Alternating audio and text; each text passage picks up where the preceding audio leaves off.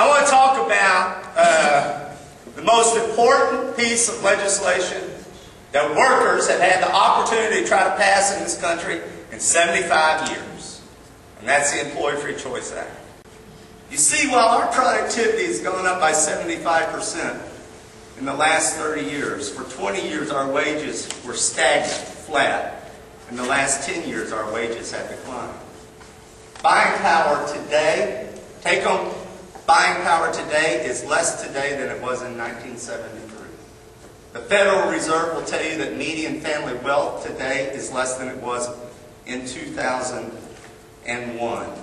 And so working families have borrowed to keep up, incurring mortgage debt as we took out second mortgages and lines of credit on our homes to keep up, incurring insidious credit card debt, education debt as higher education became harder and harder to pay for the kids of working families, and medical debt as more and more of us lost union jobs, lost health care, lost health insurance, and more of us went into debt. 67% of all foreclosures are tied to health care crises in the family.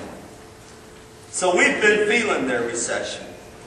We've been feeling this recession for a while. We felt it in the 3 million middle-class producing union manufacturing jobs that George Bush helped ship overseas. We felt it in the closing of the factories and the communities of those jobs. We felt the recession as a number of our fellow Americans. I want you to wrap your arms around this figure. The number of our fellow Americans without health care went to 47, 48, 49, 50 million Americans without health care. More than we had without health care in 1965 when we created Medicaid and Medicare to solve our health care crisis. And another 40 million Americans with unreliable or inadequate health care. We got people, I had this debate on Fox TV 2 weeks ago. We got people at Walmart who are paying for health insurance and the deductible is $3,000 a family. If you work at Walmart, you can't come up with $3,000. Folks working at Walmart with a single person deductible is $1,000. We got people buying insurance because they're afraid they're going to get cancer with $5,000 deductibles. It's just a ripoff. And it's based on one of the most tragic things that ripoff can be based on. The health of a family. The health of somebody's kids. And the fear of getting sick. We knew something was desperately wrong with free market economics as we produce more and more wealth with every day of our work. And CEO pay went from 40 times as much as the average worker in 1980 to 400 times as much as the average worker today. Did you hear me? CEO pay in 1980 was 40 times as much as the average worker. Today it's 400 times as much. So when we look at 75% increase in productivity and our wages were stagnant and then declining, we know where the money went to. It went to the top. For the first time in the history of this country, we have de-linked, decoupled productivity from wage growth. First time. For years, centuries, productivity went slightly ahead and wage growth followed. For the first time in the last 30 years, productivity this way and wages that way. My brothers and sisters, this is an economic crisis in America.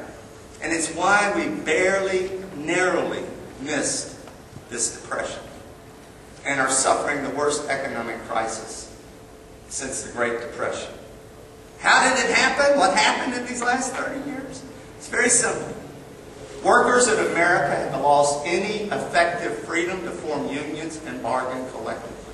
So as our economy went from a manufacturing economy in the 80s to a service sector economy in the 80s and 90s to a financial services economy today, the workers in the growing parts of the economy were not able to form unions and bargain collectively. And so as they cut the heart out of the labor movement by offshoring manufacturing jobs, the new jobs were not allowed to become union. And so we have assaulted the middle class, ground down the middle class, and we're well on our way to creating two classes, like a third world country. So while CEOs negotiated contracts that paid them $100 million, $200, $400 million a year, and another $200 million if they screwed up their company, like happened at Lowe's Hardware, and drove their company into the ditch and got $200 million for severance pay, we lost our ability to even get to a bargaining table, to even get to a negotiating table. We lost our freedom to negotiate for a bigger, stronger middle class. We lost our freedom to negotiate an exit ramp from poverty. We lost our freedom to negotiate a better life for our kids and our grandkids. For 4,000 years, human history, human wisdom, and our Judeo-Christian tradition has taught us that greed is bad. That greed is the worst side of human nature, not the best side. And we allowed them to tell us for 30 years that greed is good. You're on your own. Pull yourself up by your bootstraps, even if you've got no boots. In the face of 4,000 years of teaching the other way. Unmitigated greed destroys. It destroys communities, and it destroys peoples, and it destroys families.